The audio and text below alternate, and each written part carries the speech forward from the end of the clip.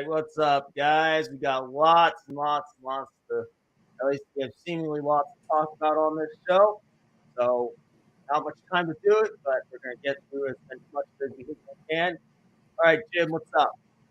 Not much. Got the draft that happened. We have free agency happening. Steve Eiserman is starting to form his team, and I'm all about it. Yeah, I love it. All right, Seth, how's it going? Great, great, great. Always great to hear that theme music from ESPN National Hockey Night.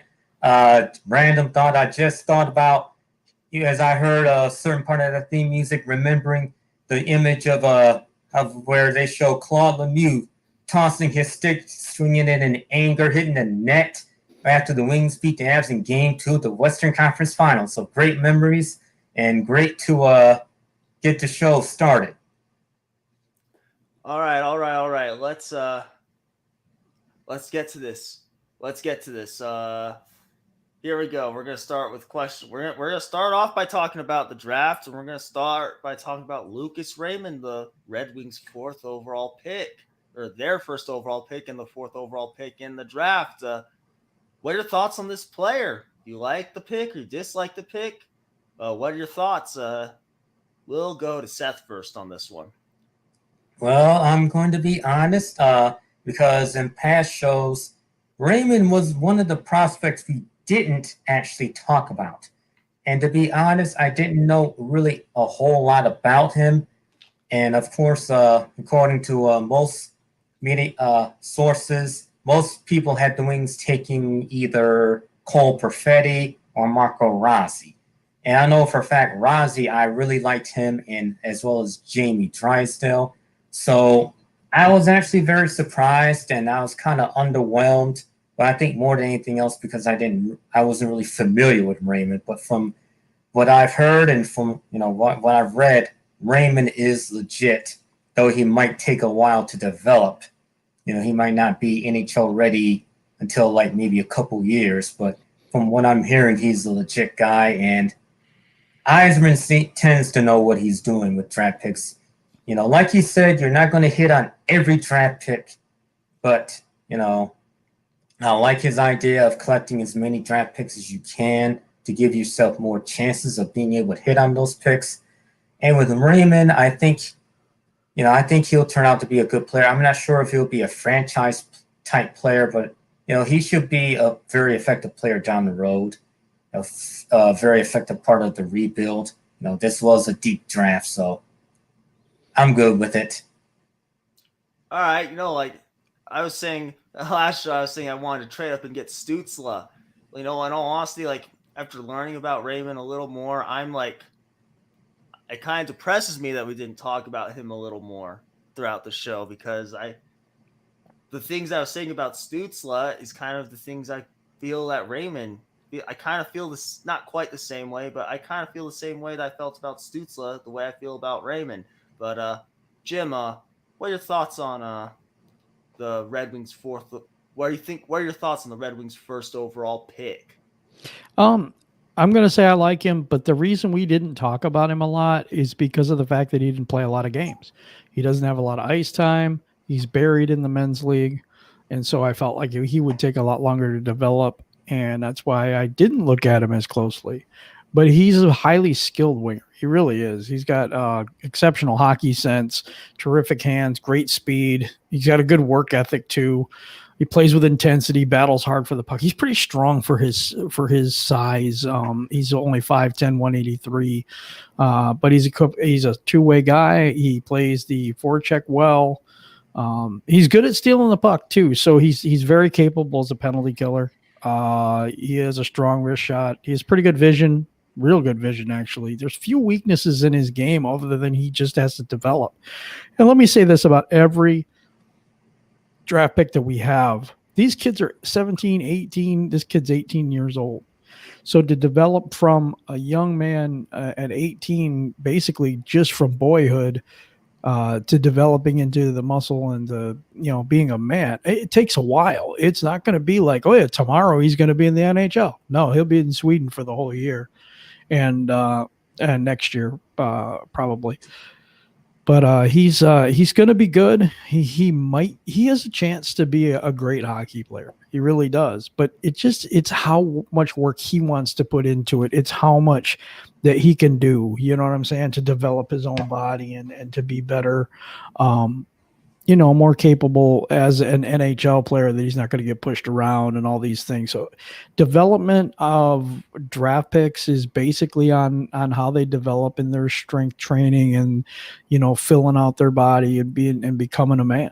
I mean, this is all a big, huge gamble on every single player because mentally, physically, they're still immature yet. Yeah, for sure. No, I mean, I don't. I mean, you guys said everything that needs to be said about this guy. I feel like so. We got a Alex Lafrancois in the building. What's up, man? I don't know. Let me know if I pronounced your name correctly or not. But yeah, thank you for tuning into the. Thanks for tuning into the show. We hope you have a good time. No, but he says. I'm sorry. Nice draft. Not bad at all. I was hoping you took goalie, but yeah. Well, we did take a goalie. We took the second goalie that was rated on the board overall, but I agree with you. I think that this kid's going to be really, really good. Raymond's going to be a good player. So I think we did okay there. All right, yeah, for sure. All right, does anyone else have anything to add on Raymond, or should we talk about some of our other draft picks now? Well, everyone loves Raymond. Just kidding. Oh, of course, everybody loves Raymond. Yeah. It's always about Raymond. It was a joke. Sorry, guys. No, but in all seriousness, does anyone else have anything to add, or should we go ahead and talk about our other draft picks? Yeah, we can. I'm just going to address that. Alex Lafrancois. He said that I like the signing of the old Ottawa player too. I think he's talking about Bobby Ryan. Good move. He wants his career to kickstart. I think he's going to get a good chance for that in Detroit. I think he's going to help a lot of young kids here, and I think he's going to be a stabilizing force here. I do. All right, yeah, for sure. All right, so we're going to go ahead and move on. So, what are your thoughts on the Red Wings draft as a whole? Now, I couldn't write everybody down, but I mean, we took multiple defensemen. We took a lot of Europeans. It felt like. We even took Chris Draper's son. Yes, we did. Son. I don't know how I feel about that, but it's an awful lot of pressure on the kid. It is. So that's yeah. No, that's tough. It is. No, I don't know. I mean, hopefully they don't let.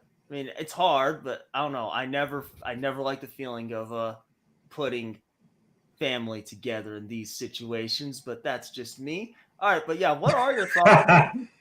what are your thoughts on the Red Wings draft as a whole? Who wants to go first? I'll go. All right, go ahead, Seth. I'm laughing because I'm to feed into your point about family, mixing family and business and hockey.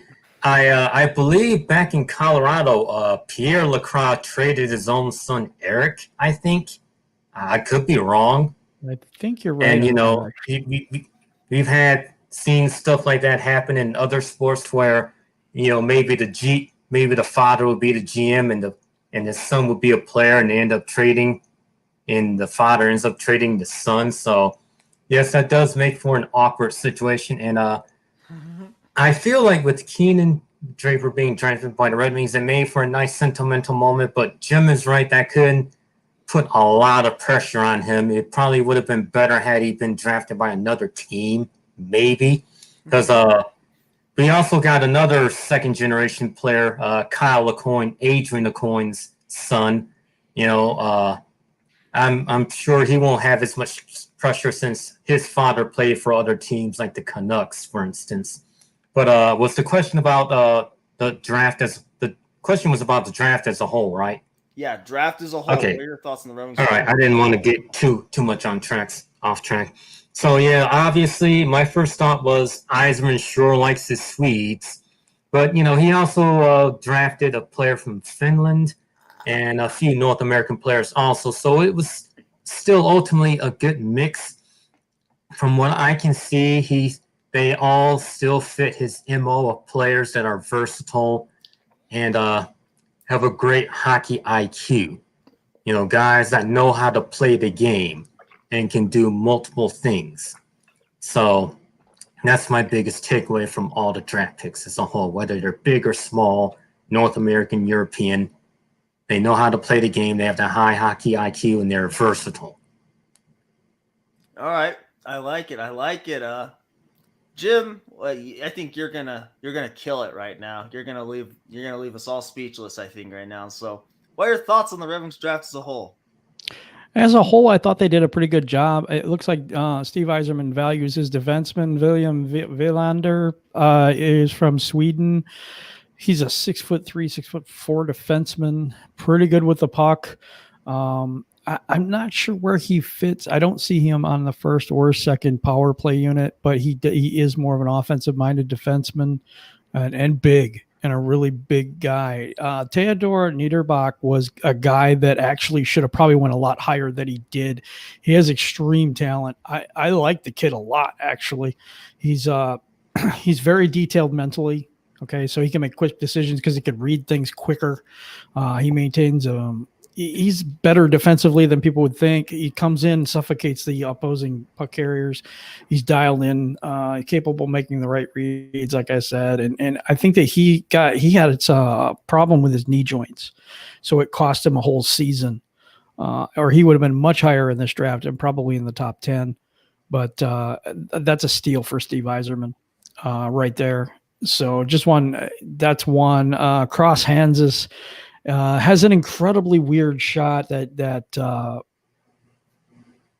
one shot that he does from behind the net, I think, is outstanding. He is a very confident kid, maybe a little too confident, maybe borders on cocky just a little bit. I like the kid, though. It's going to take a while for him to develop, as most of these players will. But I thought he was pretty good. That lacrosse thing that he does from behind the net, I've seen him do it a few times. Really liked that play. He's a very good puck handler. He just does it naturally. He can find people in the slot, and that's a big thing. If you ever notice me talking about that, that's huge. He's more right now a playmaker than anything else, but he can put the puck in the net too. So he has a variety of moves, and I think that it's going to take him some time. He's a 6'1", 185-pound guy. 165 pounds. He's got to fill out just a little bit. He's 18 years old. Good player. I think there's a lot of these guys in the draft that people are going to be like, and Donovan Sabrango, a defenseman, pretty good defenseman, like I said. And there's a lot of defensemen in this draft that he went and got. And I don't know. We'll have to wait and see. He played in the OHL for the Rangers, Kirchner Rangers. 18 years old. As I said, he's 6'1", 183 pounds. See, that's where I got the 183 from. It was in my head. Right. His father is Eduardo Sabrango, who is a pro soccer player. So that's pretty cool. He comes from that type of thing. Are we moving me on now or what? No, keep talking.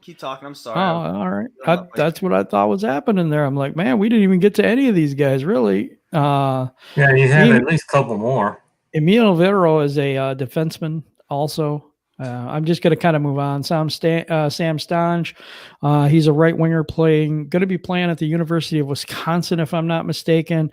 I want to spend a little bit of time on Jan Bednar. He's the goaltender that we picked. He is really streaky. He's really, really on or he's really off. And I think he has a lot of potential. He's a 6'4" goaltender, which dude is huge. 196 pounds. He is athleticism at that size, though. And he's such a talented guy, but he's raw. He'll be really, really good. He has a windmill glove. He lunges with the splits. I mean, the guy is really athletic, but then all of a sudden he's terrible. I don't get it.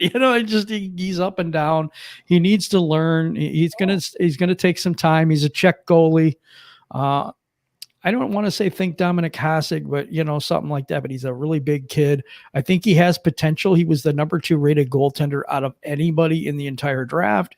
So I think we did really well there too. Alex Cotton, don't know much about him. He's a defenseman. Kyle Aucoin, I don't know a whole lot about him, although the name sounds familiar. Keenan Draper is Drapes' son, and then we end it with Chase Bradley. So that's it. I could have went through every one of them, but I think that's just too much. The thing I know about Kyle Coin is he's Adrian's son. That's what I know. Okay. If you remember Adrian Coin. I do. That's what I was trying to think, because I knew I remembered the name, but I wasn't sure from where. Okay, I'll stop hijacking the show now. No, I like that. No, you're good. Everything that you guys say, dude. Like the people need to hear us. Also, I want to give a shout out to Micro Mike. What's up, Mike? What's up, Mike? You've been coming in a lot lately. Hey, bud. Yeah, good to see you in the chat. But and yeah, thanks for coming in. So Jim, do you want to add anything else, or do you not want anything else? No, I'm good. All right, cool. So no, I like this draft. We got a decent amount of defensemen. We got a lot of players, and we have a lot of options. It's like one of these has got to be bound to something's got to be bound to work here. I really love our top third. I like the Czech goalie. Honestly, I like him a lot. I haven't watched the most film on him, but I don't know. I just he's a big kid. He's a big kid with athleticism, and that's a good combination. He just got to get trained up, and he's got to, like I said, he's got to mature. All right, yeah, for sure. All right, so now we got to talk. All right, so we didn't spend as much time as I expected to spend on the draft, but we're gonna go ahead and move on. We're gonna move on to players that are coming in, players that we're decided to let go. All right, so Eisman did not tender Brendan Perlini, Christopher N., or Madison Valley. What are your thoughts? Jim, let's let you go this time, because okay. My thoughts are that he admits his mistakes. With Perlini, no, seriously, I think Perlini was a bad trade. I don't think we got much out of that, and I think he's admitting that mistake and moving on. The other ones, you know what? It's just time for Yzerman to make his team the way it's supposed to be. I actually think that proves to me that he's a leader, and he don't care what anyone else thinks. He's just going to make his team the way he wants to make his team, and I'm good with that. For sure. Actually, I want to take this question really fast. Can you wait 3 years for a contender? I don't know if you mean playoff contender or Stanley Cup contender. But honestly, yeah, I can wait. I've seen enough winning. I'm patient enough to be willing to wait for 3 years for a contender. But what do you guys think about that real fast? I'm sorry to get you off track, but what do you guys think about that question real fast? I like it. I think I'm willing to wait because I trust Steve Yzerman. I think that it was a complete rebuild, so it's going to take time. So I'm totally willing to wait. I have no problem with that. All right, Seth, do you want to take that, or? Yeah, I will, and work it back into the other question too. Yeah. Yes, I can wait because like I've said before, a lot of fans my age and younger, we became fans during the time which the Red Wings were already Cup contenders. So, we collectively, my age group, is a very spoiled group, and they don't know anything else but the Red Wings being, winner Stanley Cup contenders and having the playoff streak. So this recent dry spell is new to them, and that's something that's tough for them to deal with. They expect the Wings to get right back up to where they were, which is not going to happen. So, and actually, in a way, it's kind of fun to be a fan during this time, because I'm not old enough to remember the Dead Wings, so it's kind of fun to see the Red Wings during this rebuilding stage. In a way, actually, believe it or not, as crazy as that may sound to some folks. So, yes, I can wait for, well, I'm not sure if Alex meant for them to be a playoff contender or Stanley Cup contender, because those are two different things. But either way, I can wait. I can be patient. Yzerman told us to be patient, so he's told us multiple times, be patient. So that's exactly what I'm going to do. Be patient. Alex said Detroit fans complain more than Leafs fans. Well, I don't know about Leafs fans, but yeah, Wings fans can complain quite a bit. If you go to Red Wing groups on Facebook, I don't know how many times fans say every season, fire Blashill, fire Blashill, fire Blashill. So yes, Alex, you're right. They did. A lot of Red Wings fans do complain a lot. Now, as far as I know I'm kind of going off tangent, but in terms of guys like Perlini not being tendered, yeah, like Jim said, Yzerman is admitting his mistake here. Perlini, he was a low risk trade, but didn't work out. So see ya, hit the road, goodbye. And who are the other guys? Madison Bowery, I think. Madison Bowie and Christopher N were the other two guys. And it really didn't strike me as really adding a whole lot. I know he was a defensive guy, and I like offense, but I guess to me he didn't move the needle enough as a defensive contributor to really warrant keeping, and like a Draper back in his day. And then also for Bowery, I know that surprised some people because he had some offensive potential, but I saw him as being a guy that's ultimately expendable, replaceable. Nothing against him, but basically a guy that's expendable, and that who Yzerman inherited rather than bring in himself. So, like Jim said, Yzerman is now remolding the team in his image. This last season was just an observational season, much like Jim Devellano's first season in the job back in the 82-83 season. That was an observational season because it was a year after he became GM that he drafted Yzerman. So I just want people to realize that. So now he's, taking the gloves off and really getting to work and, getting to cooking. So it's going to take a while, going to take a few years, but, he has a plan, and, I'm really liking what I'm seeing so far. So he hasn't given me any reason not to doubt him. Of all the GMs here in Detroit, he is the one that I, by far, have the most confidence in, more than Al Avila. I'm not sure who the Pistons GM is now, so I'm not going to count him because I think he's new, so I'm not going to count him yet. And I have way more confidence in Yzerman than Bob Quinn, which I'm not even going to. I'm not going to go there. I could do a whole rant about Bob Quinn. That would take a whole show itself, so I'm not even going to go there. All right. Yeah, I think you guys hit all the nails on the head right here. I just flat out don't care that he didn't. I have no feelings for or against him not tendering or not tendering these players. It is what it is, pretty much. They weren't moving the needle all that much. Yeah, it's fine. It's fine. I don't really have to say that much on it. It's a pretty simple topic. Does anyone else have anything to add, or should we go ahead and talk about another player that is not coming back to Detroit? Let's go ahead. All right.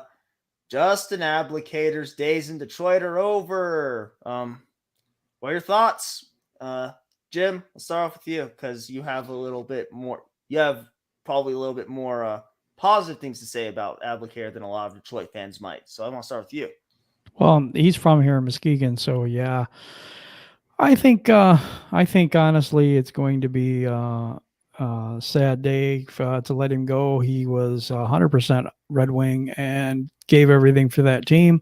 But it is time to move on. The big contract and everything. It was time for Yzerman to say bye. And you know what? It is what it is. I'm not going to go and say it wasn't a warranted move because it is.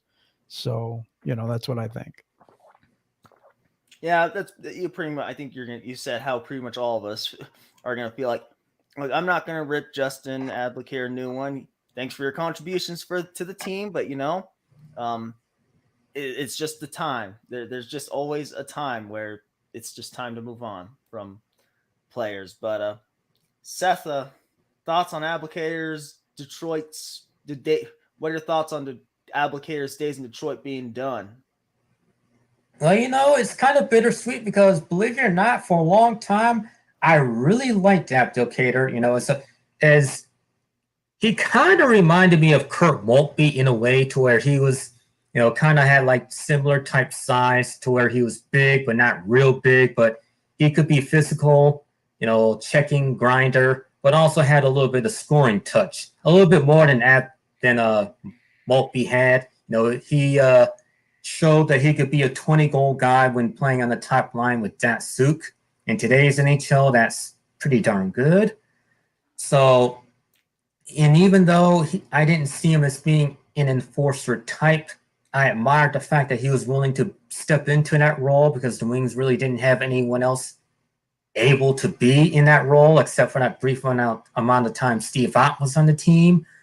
And I feel bad from the standpoint of how he has spent his entire hockey career in the state of Michigan, whether it was playing at Muskegon in the USHL, playing for Michigan State, then in Grand Rapids, and then the Red Wings. So from that standpoint, I do feel bad for him. But from the business standpoint, I definitely understand it was time. It was definitely time.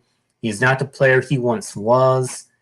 That big contract has really become an albatross around the neck of the Red Wings organization. So it's something that needed to be done, so you can't really let emotions run the day when running a sports team.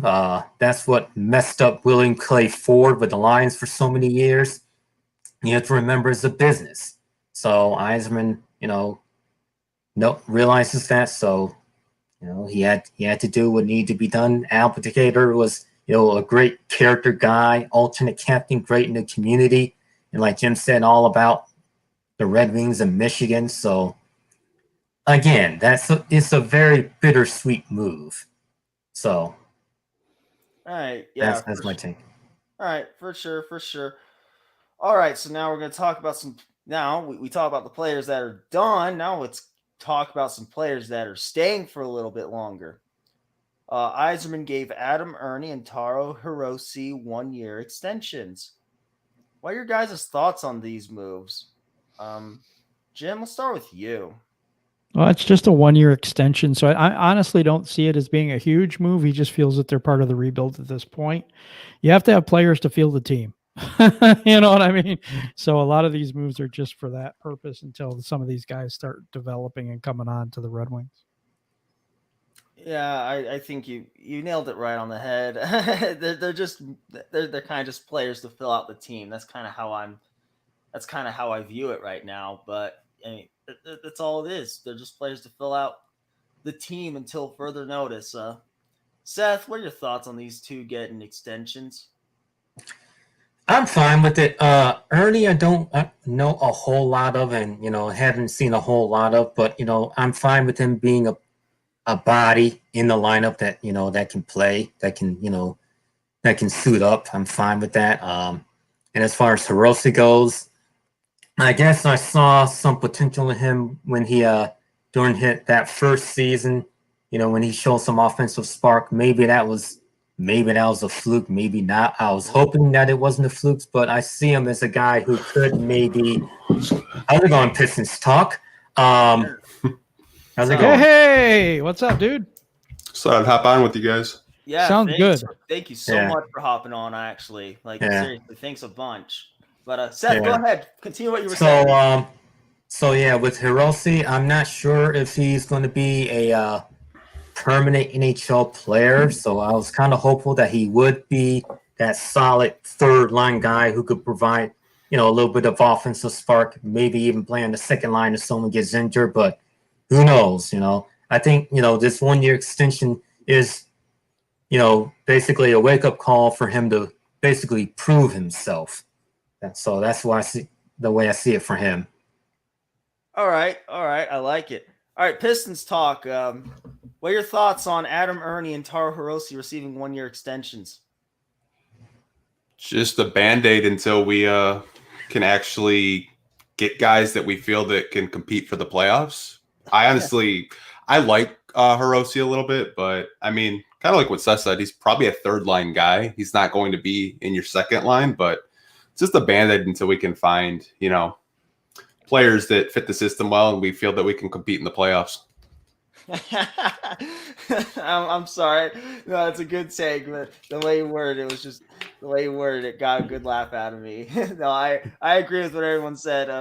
With I mean, in all honesty, I could even almost look at these guys as potential trade pieces. I don't like Ernie's 24 years old. So wait, is Hiroshi or no? Ernie is 24 years old. So I mean, he's a potential trade piece, I guess. It's not like he can play. He's not the greatest player, but I mean, both these players can definitely play. I mean, I'm pretty indifferent about us bringing them back. I didn't feel it was the most necessary, but the way you worded it, Pistons talk, it's just a band-aid until we get the right players in place. It was perfectly worded. All right, I guess let's talk about. So speaking of those guys, let's talk about our free agent haul. So there may be more because I missed a lot of guys that we brought in because they're happening so fast. So the Red Wings brought in free agent left wing Bobby Ryan, defenseman John Merrill, center Kyle Criscolo, and they brought in goalie Kevin Boyle, and they also brought in Riley Barber. So I guess what are your guys' thoughts on? Oh yeah, and Don't forget Grice. Yeah, and Thomas Grice. So I guess we can even throw him in here to this conversation as well. Pistons talk. Let's start off with you. What are your thoughts of the Red Wings free agent haul so far, and what kind of impact do you see them having for the team this upcoming season? Well, I love the Bobby Ryan signing because if you're telling me I'm replacing Bobby Ryan with just an applicator, I'm all for it. I think he can definitely still, prove something. He's been through a lot with drug issues and alcohol. So, I'm praying for him. Hope he can have a good season with the Wings. I absolutely love the Grice signing, and the last guy that we got from Vancouver, Troy Stretcher. I think that's his last name. That was a steal. That was a steal to me. I'm surprised we got him for so damn cheap. I'm liking our decor. I think we're gonna have a better defense this year. I think we could probably push to maybe 30 wins if we all stay healthy and Mantha doesn't get in a fight and punch somebody. But I think we can definitely be in that 30 win plateau. All right, I like it. Jim, what are your thoughts on the Red Wings free agent haul so far? I think I agree with Pistons talk on the Bobby Ryan signing and the new defenseman. Yeah, he's only 26, I think. I'm trying to remember, but Thomas Grice, I think, is 34-year-old goaltender, but I think he's been paid as the number one goalie here. I don't know. Bernie is getting $2 million, so he's getting 3.6 average, which I think his base this year is 2.8 or something like that. But I still think either he splits time or he's the starter. And I think we mentioned that before, or I don't know if we did. He was a Jennings Trophy winner 2 years ago, which is the fewest goals against. So, and he played with the Islanders and split time there. But I think he's a good goalie, and I think he gets us through to when one of our other goalies either one of our other goalies starts to mature and become a really good goaltender, or we're going to sign a big name free agent goalie in the future. All right, yeah, no, I agree with Bobby Ryan. I like this signing a lot, and I loved his attitude in his press conference, in his introduction press conference. Like, I just loved it. I'm here to prove that I can still play. It was basically stuff along those lines, but it wasn't just that he said it. It was the way he said it. You'd almost just hear the determination in his voice, how excited he was. You could almost just feel how excited he was to be here, help turn this thing around, show that he's still a good player that we all think he can be. With John Merrill, I mean, I'm pretty indifferent about John Merrill, honestly.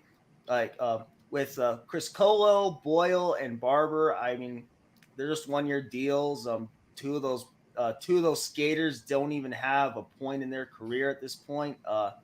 Barber's played 12 career games, and Chris Colo's played 9 career games, if my notes are correct.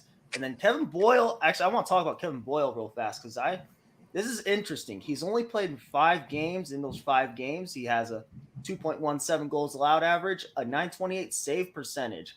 Granted, it's 5 games, and he's only faced 139 career shots. But at least in that small sample size, maybe he could be some. But with Thomas Grice, he was a key contributor for the Islanders, and he helps them. Like, he didn't play that many games in the playoffs, but he helped them get to the Eastern Conference Finals. Not in this prior run. So the Thomas, though, I agree with Jim about the Thomas Greiss. It's gonna be interesting to see how he plays out. And honestly, I don't think Bernier is a bad goalie. I kind of like Bernier more than I probably should. So I think that can be not necessarily the dynamic duo of goaltending, but it's a solid goaltending duo, I guess. But Seth, did I get to you on the Red Wings free agent class as a whole yet? No. All right, yeah, you go ahead. You can go ahead. Well, you know what? This may sound kind of silly, but it seems like I do more research on players when I'm wearing the GM hat playing NHL 12 or 15 than I do in real life, and a lot of times, as crazy as that may sound. But for what it's worth, at first glance, these are all signings for, 1 or 2 years. So basically short-term signings, for this stage of the rebuild, early stage of the rebuild. A lot of the players, like PD, I'm probably indifferent about,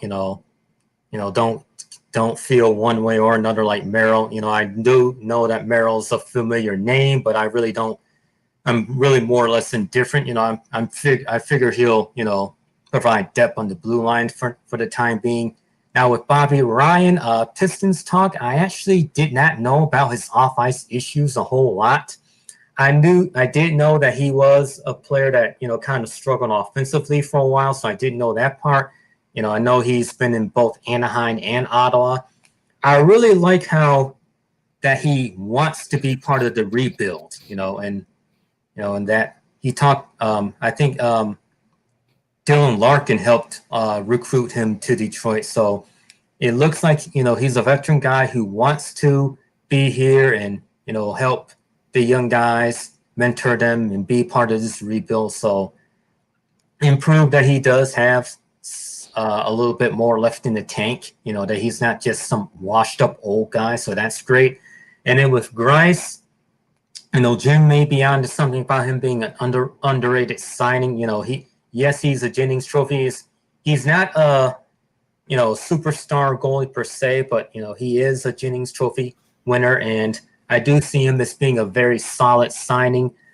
I see him as largely probably sharing the load with Jonathan Bernier. Maybe neither one of them being a clear-cut number one goalie right away.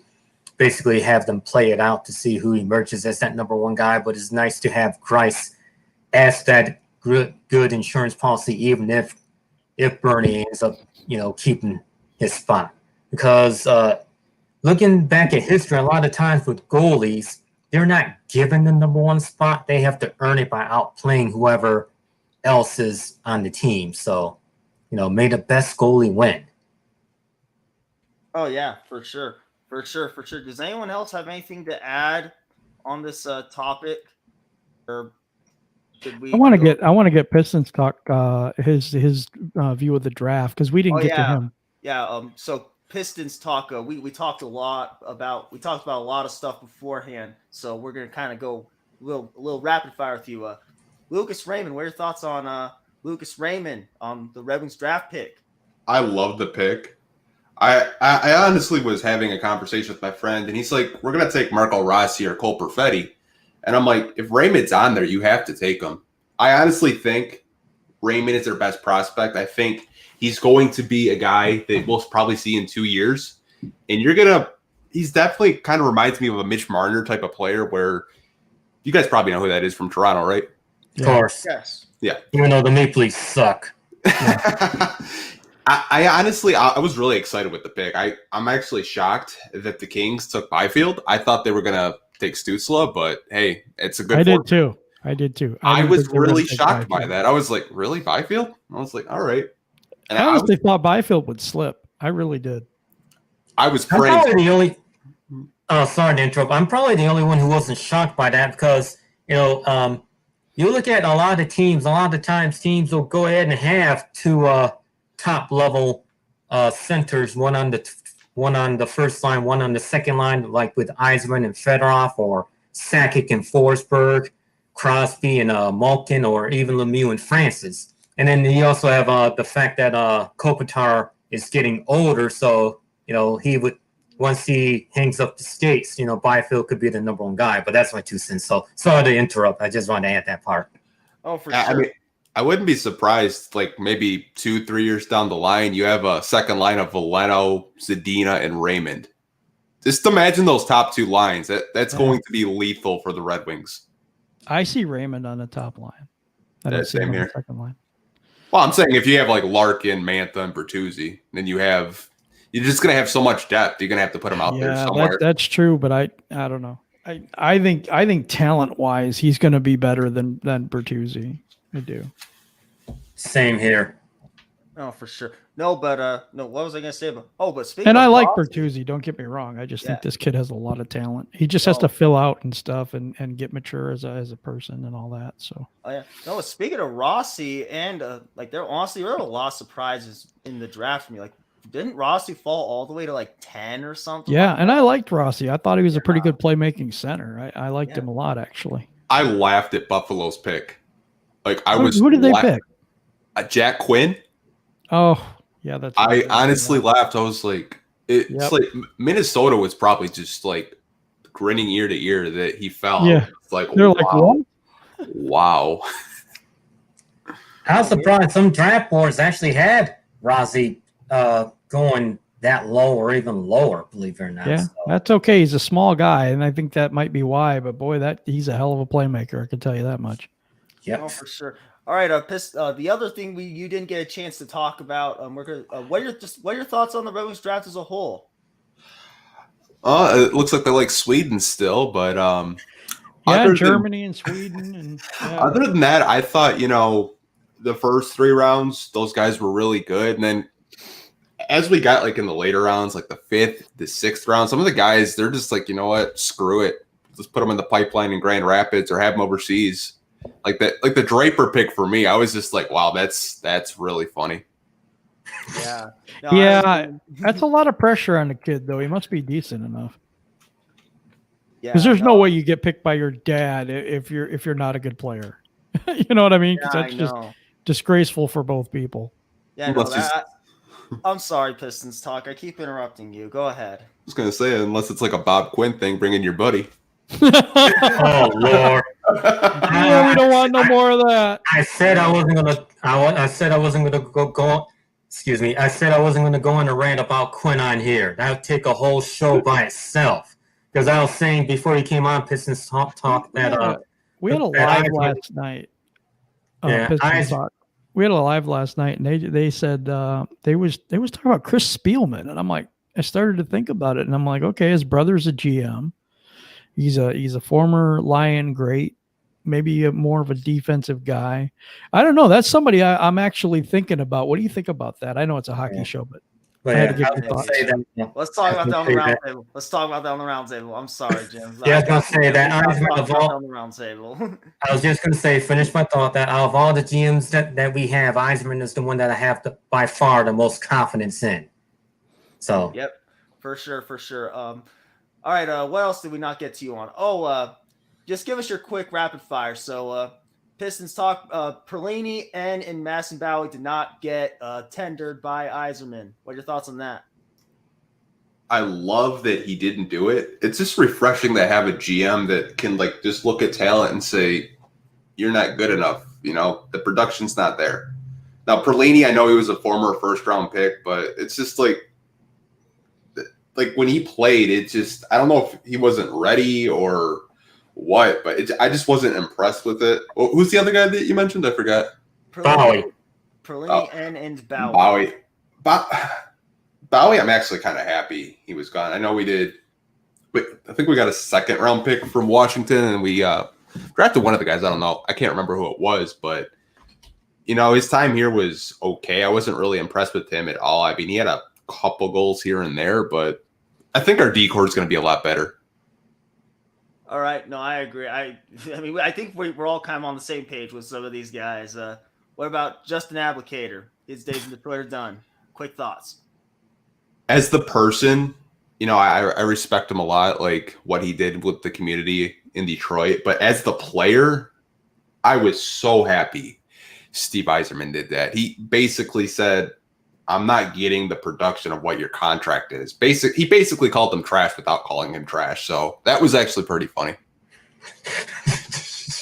Yeah, he does have a way with words, even though he has few words a lot of times, but he does have his way of words. As Jim would say, you have to read between the lines with him. And as I've often said, and I kid you not, it seems like if I want to know what Stevie Y is thinking, I literally just have to think about what I would do, what I would be thinking, what kind of moves I would make. You know, I mean, this is going back to studying his moves in Tampa Bay, like with the Martin St. Louis contract, how he wanted a bigger contract and Yzerman traded him, you know? Yeah. That's the type of move I would have made. Seriously. All right, Pistons talk. Did you get a chance to talk about Hiroshi and Ernie yet? I did. Okay, so you talked about. Yeah, that's when he came on. All right, so in all honesty, we're basically out of questions at this point. So does anyone else have anything they want to talk about real fast with this frenzy of a week that's been going on? Does anyone else have anything they want to talk about, or do you think we should go ahead and close the show out? How do you guys feel about I know a lot of people wanted Torrey Krug. How do you feel about not getting him and him going to St. Louis instead? Ooh, I guess I'll take it first. I did want him. I mean, I can live with it. Like, it is what it is. Like, we're in no rush. I'll probably change my tune during the season because, during the season, your emotions are like through, at least I don't know about you guys, but for me, my emotions are through the freaking roof when the season's going on, and I'm cussing at the TV and throwing things and doing all that stuff. But like I said, I might change my tune during the season, but it's okay for now. Like, develop our guys. Maybe next, I don't know what next year's free agent class looks like, but like maybe a year or two down the line, we'll make like one of these power moves and go from there. But for now, there's no rush. That we don't have any rush right now to get this thing where it needs to be. I mean, there'll eventually be pressure, but like, I don't have the highest expectations for next year. I mean, I expect to see improvement. Like, we cannot come out and be like this. Almost, they basically looked like, dude, they were looking like a high school team out there at times. Like, we can't have that this year. We gotta work on the fundamentals, do just basic stuff, man. Get all the basics down. That's the biggest improvement I want to see from going into this year. But it's okay that we didn't get Krug. It's not the end of the world. Like, he's not going to come in and turn us into a Stanley Cup contender or anything like that. He's not the final piece to. Yeah, he's not our final piece that's going to put us over the top, if that makes any sense. Seth, did that answer your question or not really? That's sufficient. All right, cool. All right, everyone else, take your shots at this. Who wants to go? Pistons talk. How about you? I was actually kind of relieved. I feel like Wings fans do this every year when we have cap space. Like, they wanted Jacob Markstrom and they wanted Torrey Krug in the same free agency, basically. And it's like, okay, if you get a guy like that, you're maybe winning 4 or 5 more games. And the contract he got is absolutely outrageous. Like 7 years over, like $45 million. Like, it's going to be, that contract will last until he's 36 years old. So St. Louis is just, doing a win now thing and, good for them. But I'm really happy we signed guys on 1 to 2 year deals and not waste cap space on a guy like that. It's not going to help us win in the long term.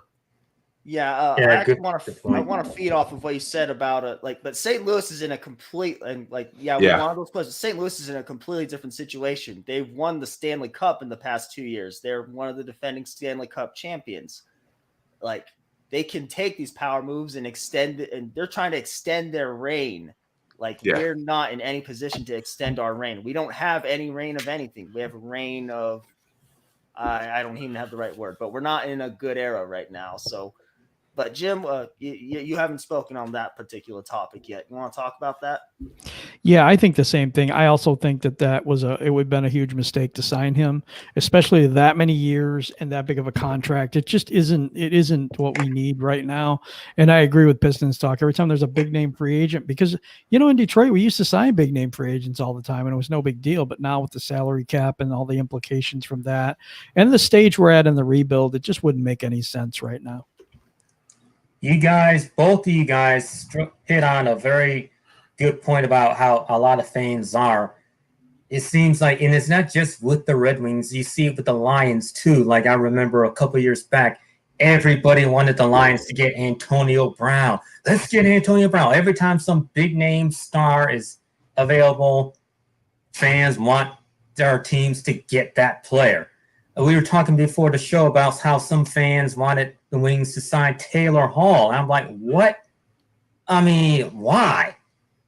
We're in a rebuild. He probably wants to go to a winner.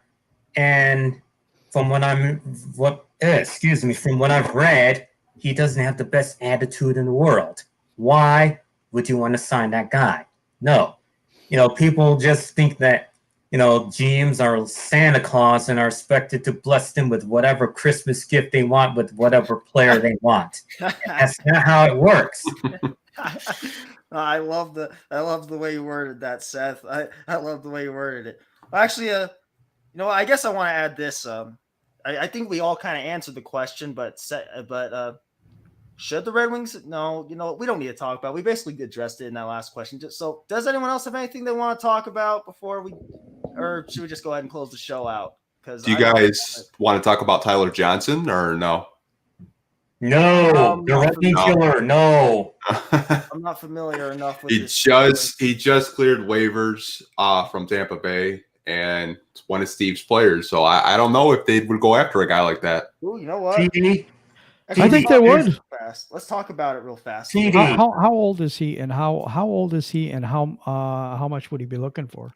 He's at 29. I'm sorry. You go ahead. Pistons talk. Here's your question. He's 30 years old, and he put up what did he put up last year? Oh, this year. I got the stats for you. I got 14 goal. Yeah.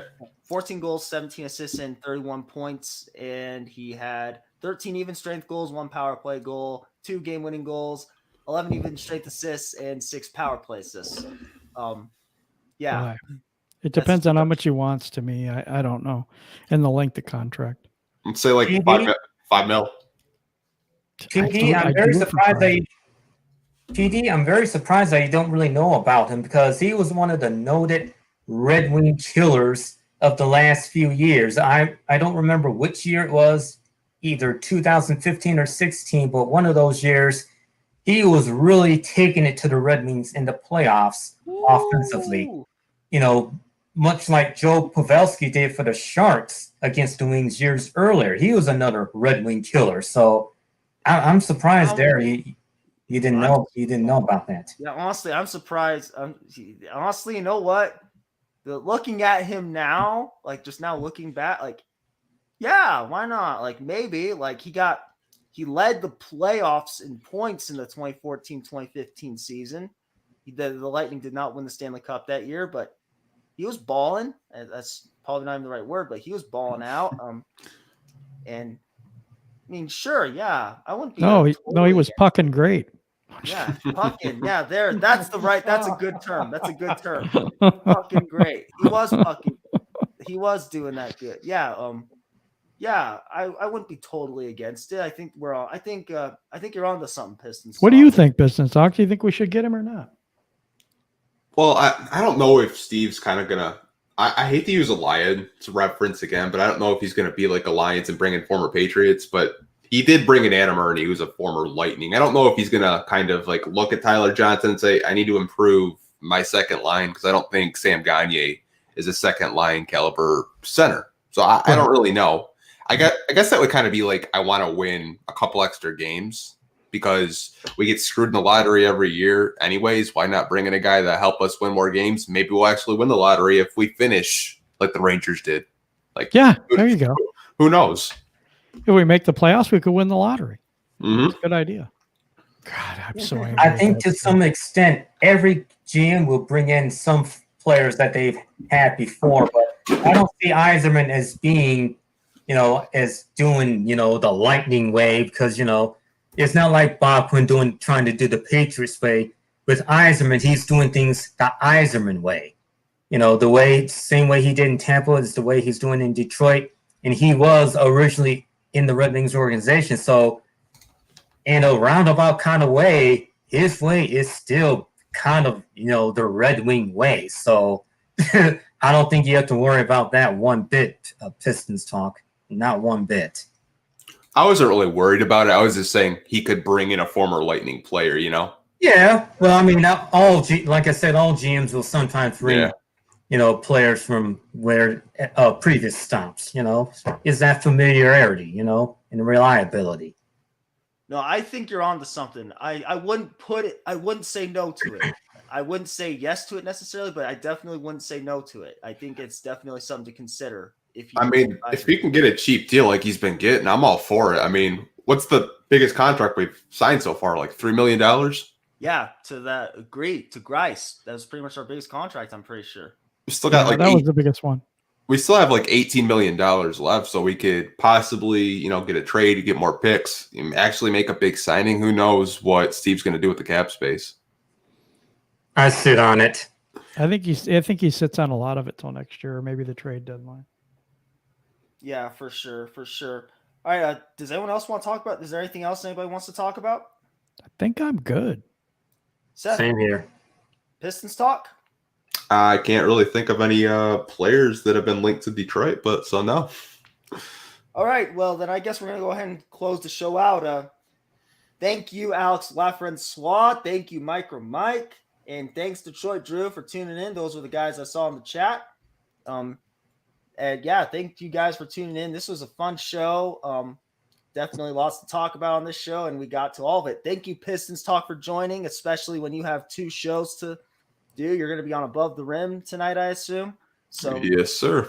Yep. Thank you so much for tuning in and taking time out of your day to talk Red Wings with us. Yeah, we'll go. Yeah, just thanks everyone for coming in. Thanks everyone for being part of the show and taking time to do the research and come up with the questions on the spot, especially like that. But yeah, thanks everyone for tuning in. Who wants to give their final thoughts first? I'll just do a raise a hand. I'll go ahead. Raising the hand was a really good idea. Pistons Talk. Thanks for joining us, and have a good show later with Above the Rim. Give a shout out to JMO for us. As always, great to talk Red Wings hockey. Join us again next week, same day, same time. You heard it from me, Seth Walker. All right, who wants to go next? Nobody. I'll go next. That's all right, fine. You're going first. All right. Thank you, everybody in the chat. Detroit Drew, Micro Mike, that other guy that I can't remember his name. No, just kidding. Alex Lafrancois. It's just probably the way you say that. Yeah. Really appreciate everybody being here. Thanks to Pistons Talk coming on in with us. You have a very good knowledge of hockey, and I appreciate it when I could talk to you about it. Everybody, Steve Yzerman's building his team in his image. He's getting rid of Jimmy Howard. He's getting rid of Abdicator. He's getting rid of a lot of people that have been here for a while and just we ain't winning. So he's shaking it up, and he's putting his guys in place, and he's drafting well and trading and doing the things that he did in Tampa Bay. I trust him, and I think in a few years we're going to have a playoff contending, a Stanley Cup contending team. All right. Pistons Talk, you're up next.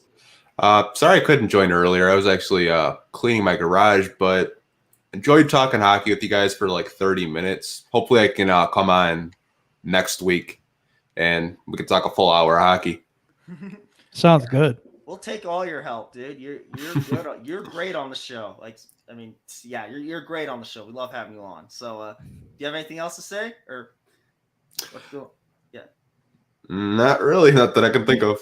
All right. Well, yeah. Thanks everyone for coming on. Thanks everyone for taking time out of your day to be with us. And yeah, with all that said, we are going to close the show out, and we are out.